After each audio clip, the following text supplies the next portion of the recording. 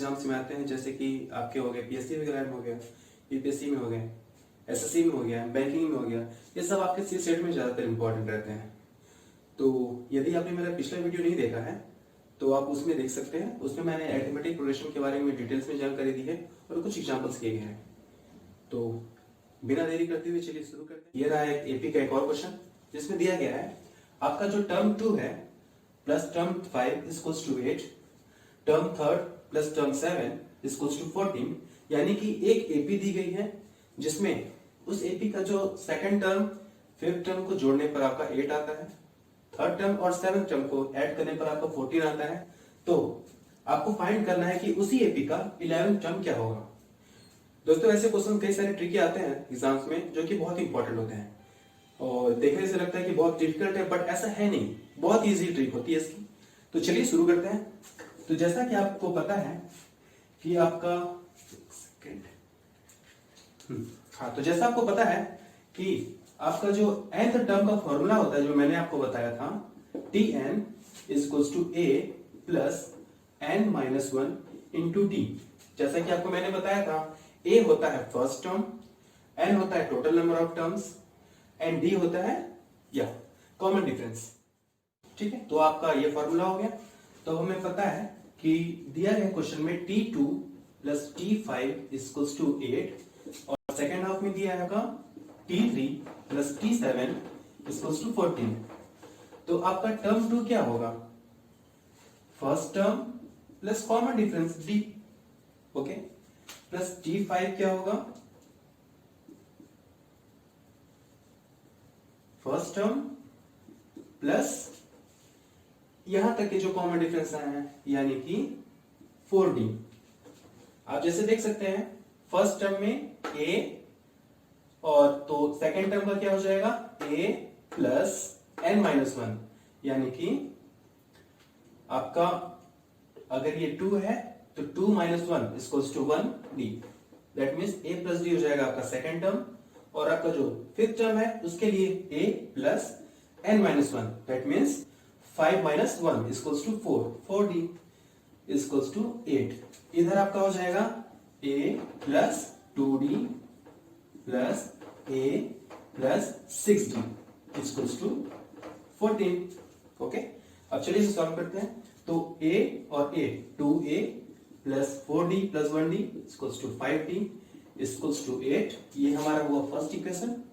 Second देख सकते हैं 2A plus 6 to 8D equals to 14। ये हो गया सेकंड इक्वेशन। अब इन दोनों को हम सॉल्व कर सकते हैं। तो कैसे हो जाएगा ये? 2A plus 8D equals to 14। तो आपका ये माइनस माइनस माइनस ये क्रॉस कैंसिल आउट हो जाएगा। 5 minus 8 equals to minus 3D equals to 8 minus 14 क्या हो जाएगा? या 6। That means D equals to 2। Okay, अब हमारी D की वैल्यू निकल गई, मतलब कॉमन डिफरेंस हमारा क्या हो गया? इसमें D हो गया इक्वल्स टू 2। तो चलिए अब इस D की वैल्यू को हम इस इक्वेशन में पुट करेंगे। तो क्या हो जाएगा ये equation? Putting D equals to 2 in equation second, हमें क्या मिलेगा? 2A plus 8 into 2 equals to 14। That means 2A equals to 14 minus 16 equals to minus 2 and therefore A equals to minus 1। तो हमारा फर्स्ट क्या हो जाएगा? -1। तो अब हमें फाइंड क्या करना है क्वेश्चन में? 11th term. तो फाइंड क्या करना है? हमें T11 फाइंड करना है। तो हमें तो D भी मिल गई, फर्स्ट टर्म हमारा मिल गया -1। तो अब हम 11th को ये वाले फॉर्मूले पे पुट करके T11 का वैल्यू फाइंड कर सकते हैं।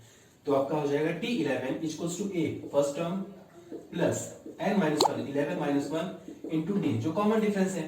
तो क्या हो जाएगा? -1 प्लस 10D, और D की वैल्यू हमें पता है क्या है? 2 इक्वल्स टू 2। तो इसकी वैल्यू आ जाएगी 90। एक और क्वेश्चन लेते हैं। इस क्वेश्चन में दिया है if T1 plus T5 plus T10 plus T15 plus T20 plus T24 equals to 225। मतलब एक एपी है जिसमें ये टर्म पहला टर्म, पांचवा term, 10th term, 15th term, 20th term, 24th term का जो सम है वो हमारा 225 आ रहा है। तो हमें क्या फाइंड करना है, उस एपी के टोटल 24 टर्म्स का सम फाइंड करना है। ठीक है, तो चलिए शुरू करते हैं। जैसा कि मैंने आपको फॉर्मूला बताया था पिछले वीडियो में कि sum of all terms of N AP, उसका फॉर्मूला क्या होता है, S of n equals to n by 2 under bracket 2a plus n minus 1 into d। a हमारा वही क्या फर्स्ट टर्म, d हमारा कॉमन डिफरेंस। ओके, तो अगर हम इस फॉर्मूले पे अगर हम इसको पुट करें, क्योंकि हमें सम 24 टर्म्स का चाहिए, तो S24 is equals to 24 divided by 2 under bracket 2a plus 24 minus 1 d। तो आपका ये हो जाएगा कितना 12, ये कितना हो जाएगा 23। तो चलिए इसे यहीं रख देते हैं 23d। ये एक हमारा इक्वेशन हो गया। तो चलिए अब क्वेश्चन पे आते हैं। हमारा t1 क्या होगा, टर्म 1 a प्लस टर्म 5 क्या हो जाएगा a प्लस 4d, टर्म 10 क्या होगा a plus 9d, 15 a plus 14d, 20th क्या होगा a प्लस 19d, और 24th term a plus 23d।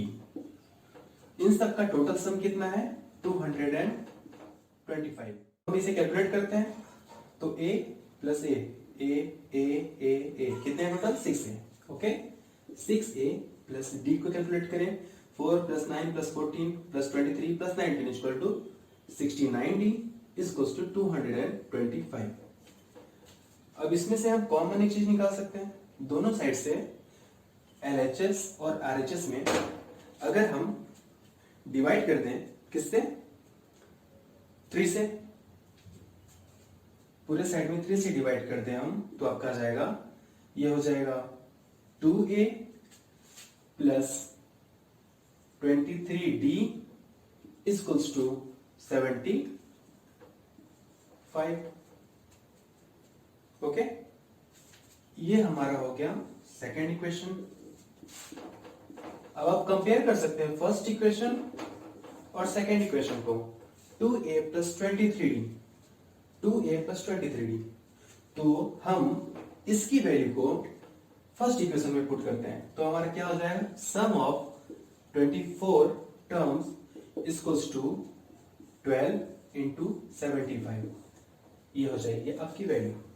अगर आप इसे कैलकुलेट करेंगे तो आपकी वैल्यू आएगी 900।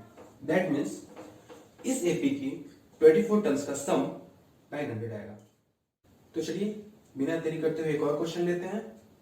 इस क्वेश्चन में लिखा है, if Sn equals to n square plus 2n then find the first term and the common difference of that AP.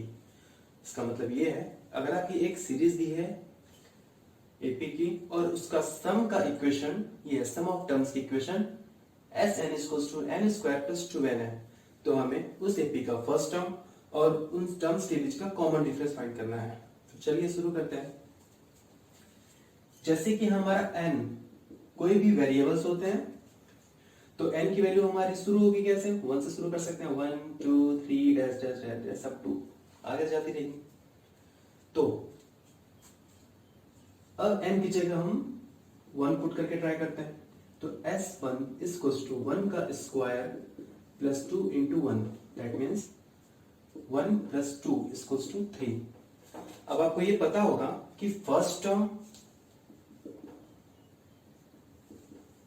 और सम ऑफ फर्स्ट टर्म ये दोनों आपस में सेम होते हैं। जैसे कि एग्जांपल एक बताते हैं, आपकी कोई भी सीरीज है 1 3 5, तो आपको पता है फर्स्ट टर्म इसका 1 है, a1 इक्वल्स टू 1। और अगर आपसे बोला गया कि सम ऑफ फर्स्ट टर्म से लेकर जितने इधर है इसका सम कितना होगा 1, ये भी सेम ही होगा। सेकेंड टर्म से होता तो हम इन दोनों को ऐड करते हैं, लेकिन फर्स्ट टर्म तक यही रहेगा। इसका मतलब सम ऑफ फर्स्ट टर्म आपका टर्म 1 के बराबर होगा। दैट मीन्स हमारा पहला जो क्वेश्चन है वो निकल आया कि हमारा जो फर्स्ट टर्म होगा वो हो जाएगा 3।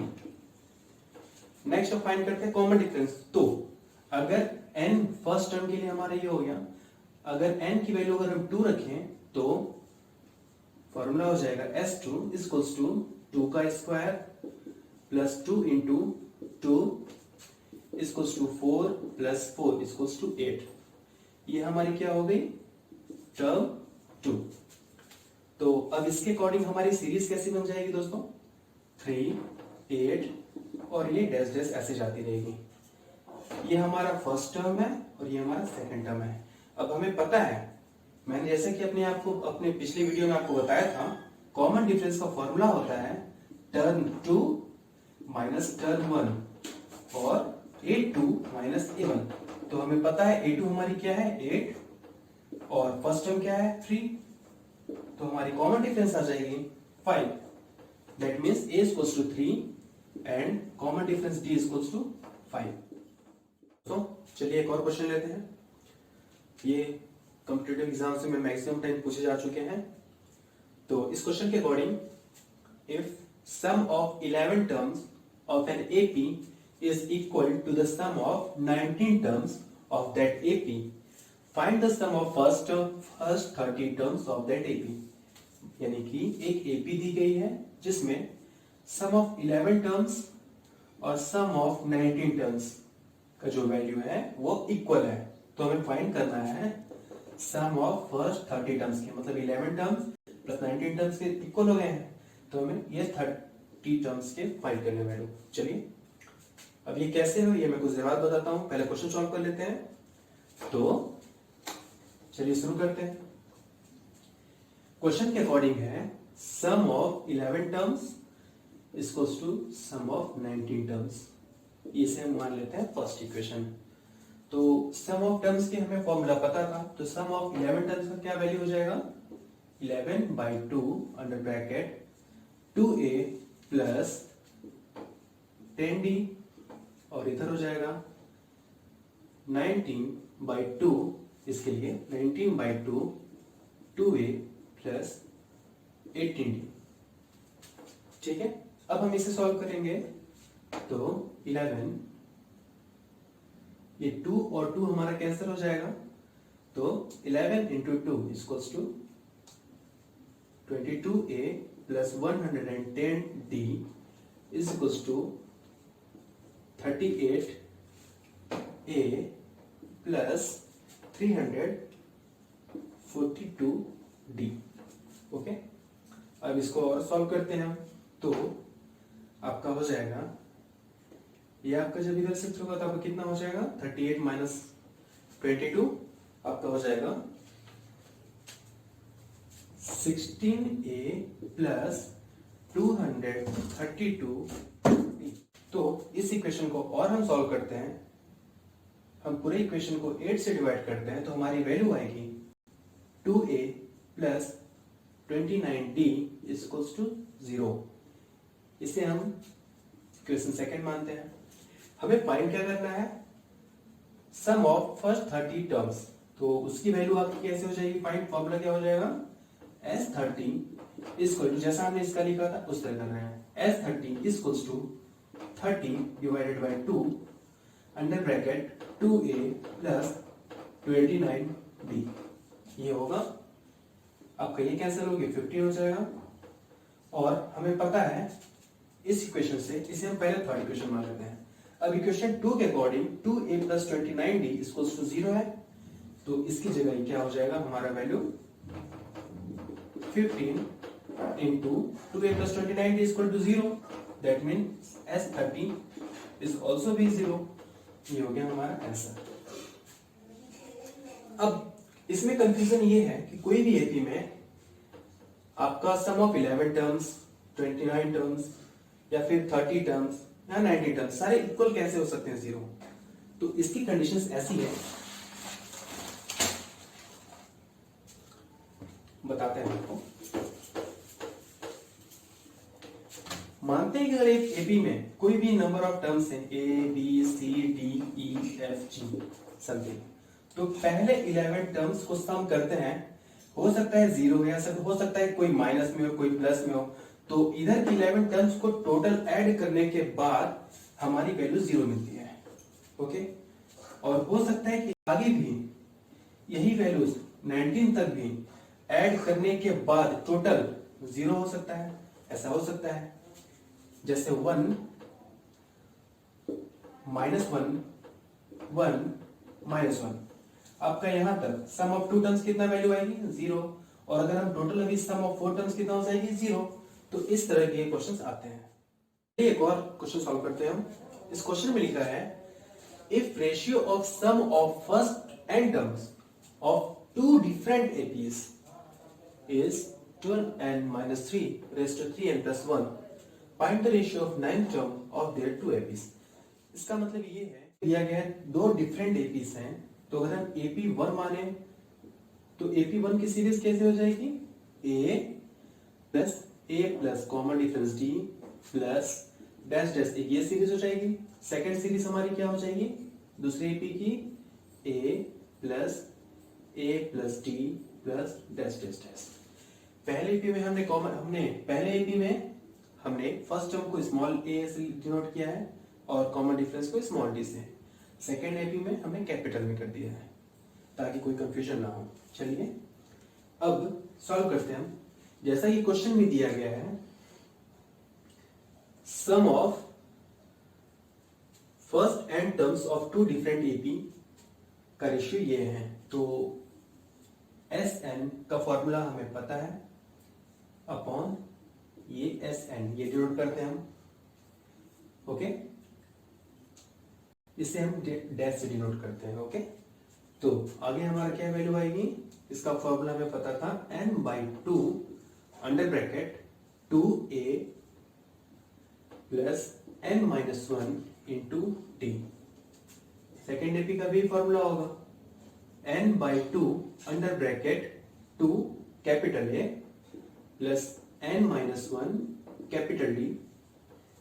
इसका रेशियो हमें दिया है 2n-3 divided by 3n plus 1। Question में ये दिया है कि जो इन्हीं दोनों एपी का जो 9th टर्म है उनका रेशियो हमें फाइंड करना है। ओके, तो हमें पता है, तो T9 हमारा जो टर्म 9 होगा उसका वैल्यू क्या हो जाएगा A प्लस 8D, और दूसरा जो AP है उसकी क्या हो जाएगी A plus 8D, sorry capital में। इससे हम सेकेंड इक्वेशन मानते हैं, इससे हम फर्स्ट इक्वेशन मानते हैं। ठीक है, तो अब आप इन दोनों में देख सकते हैं ये तो हमारा सेम है, ये हमारे कैंसिल आउट हो जाएगा, तो बचेगा अब क्या ये 2a plus n-1d upon 2 into capital A plus n-1d। तो अब हमें इस फॉर्मूले के अकॉर्डिंग अगर हम देखना चाहें, इन दोनों को हमें कंपेयर करना है, तो इसमें a सिंगल में है और इसमें 2 के मल्टीपल में है, तो हम क्या कर सकते हैं, इस इक्वेशन को हम 2 से डिवाइड कर सकते हैं। तो डिवाइडिंग फर्स्ट इक्वेशन बाय 2 हमें क्या मिलेगा Sn upon S dash n equals to A plus n-1 upon 2D upon capital A plus n-1 upon 2 capital D equals to 2n-3 upon 3n plus 1। अब इस equation को हम third मान लेते हैं। अब इक्वेशन सेकंड और इक्वेशन थर्ड को अगर हम कंपेयर करें तो हम लिख सकते हैं comparing second and third equation, तो हमें क्या मिलेगा ये और ये आप सेम देख सकते हैं, इसका रेशियो ये हो गया है, तो a plus n-1/2d equals to a plus 8d। यहाँ a है और d, a और d, capital A capital D capital A capital E, that means n-1/2 की वैल्यू क्या हो जाएगी 8। तो n-1 की वैल्यू क्या हो जाएगी 8 टू 16 और n की वैल्यू 17। ओके, अब इस n की वैल्यू को हम यहां पे पुट करते हैं इस इक्वेशन में। n इक्वल्स टू 17 इस इक्वेशन में 2n-3/3n+1 तुम्हारी वैल्यू क्या हो जाएगी 2 × 17 माइनस 3/3 × 17 +1। ओके, तो हमारी वैल्यू क्या आ जाएगी, फिर हमारा जो टर्म 9 और टर्म 9 का जो रेशियो है दोनों ए पीस का, उसकी वैल्यू आ जाएगी 34 - 3/17 3 = 51 +1 = 31/52। ये हुई हमारी